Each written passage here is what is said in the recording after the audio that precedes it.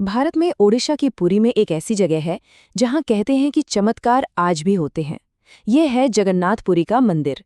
एक ऐसी जगह जो आज भी अपने अंदर कई गहरे अनसुलझे रहस्य छुपाए हुए है।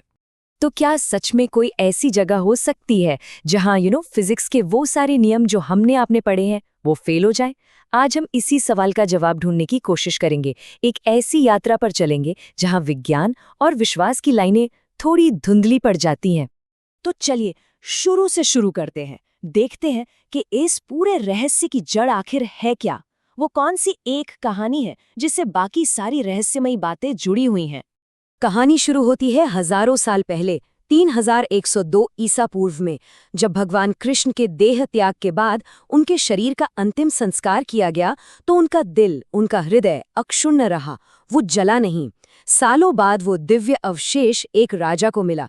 फिर एक रहस्यमयी बढ़ई आया मूर्तियां बनाने के लिए, लेकिन उसकी एक शर्त थी, और शर्त भी बड़ी अजीब थी कि उसे 21 दिन तक एक बंद कमरे में अकेला छोड़ दिया जाए। लेकिन राजा से इंतजार नहीं हुआ। 15वें दिन ही दरवाजा खोल दिया गया, और जो अंदर दिखा वो हैरान करने वाला था। वो बढ़ई गायब हो चुका था और कमरे में बस 3 अधूरी लकड़ी की मूर्तियां थीं। तो भगवान कृष्ण का वही हृदय जो जला नहीं था, उसे ही भगवान जगन्नाथ की मूर्ति के अंदर स्थापित कर दिया गया। इसी को नाम दिया गया ब्रह्म पदार्थ। और यही यही वो चीज है जो इस मंदिर के सारे रहस्यों का सेंटर पॉइंट है, कह सकते हैं। जिन पुजारियों ने इस ब्रह्म पदार्थ को एक मूर्ति से दूसरी में रखा है, उनका अनुभव सुनिए। वो कहते हैं, इसे पकड़ना ऐसा है जैसे हाथ में कोई जिंदा खरगोश धड़क रहा हो। सोचिए जरा। तो अब ये जो ब्रह्म पदार्थ है, इसका असर मंदिर में और किन किन तरीकों से दिखता है, चलिए वो देखते हैं। कुछ ऐसी बातें जो सच में दिमाग घुमा देती हैं।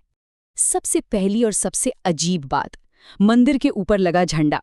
अब हम सब जानते हैं झंडा उसी तरफ लहराता है जिस तरफ हवा चल रही हो, सिंपल। लेकिन यहाँ सब उल्टा है। झंडा हमेशा हवा की उल्टी दिशा में लहराता है। कैसे, कोई नहीं जानता। और ये तो कुछ भी नहीं, अब जरा परछाई की बात करते हैं। 214 फुट ऊंचा मंदिर है ये, लेकिन इसके गुंबद की परछाई जमीन पर पड़ती ही नहीं।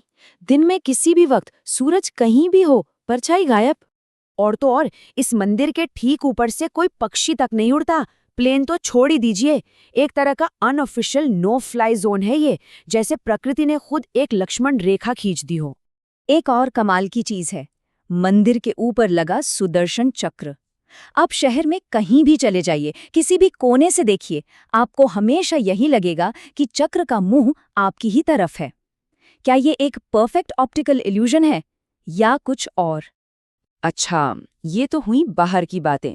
अब जरा मंदिर के अंदर चलते हैं, इसकी रसोई में, क्योंकि यहाँ जो हर रोज होता है वो भी किसी चमत्कार से कम नहीं है।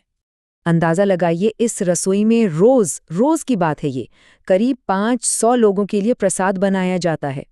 लेकिन मजे की बात यह है कि चाहे 500 लोग आएं या अचानक से हजारों या कभी-कभी तो लाखों लोग आ जाते हैं, प्रसाद कभी कम नहीं पड़ता। और उससे भी बड़ी बात, दिन के आखिर में एक दाना भी बर्बाद नहीं होता। और यहाँ खाना पकाने का तरीका तो साइंस के सारे नियमों को ताक पर रख देता है। 7 मिट्टी के बर्तन एक दूसरे के ऊपर रखे जाते हैं। आग सबसे नीचे होती है। तो सबसे पहले कौन से बर्तन का खाना पकना चाहिए? सबसे नीचे वाले का, है ना?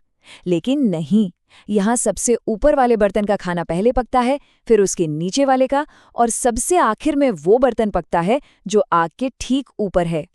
तो इतने सारे रहस्यों के बीच इन्हें संभालने वाले इंसान भी हैं, और उनके नियम, उनके रीति रिवाज वो भी उतनी ही असाधारण हैं।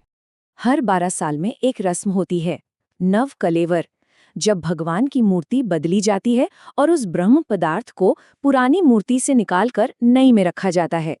और ये कैसे होता है, सुनिए। पूरे शहर की बिजली काट दी जाती है।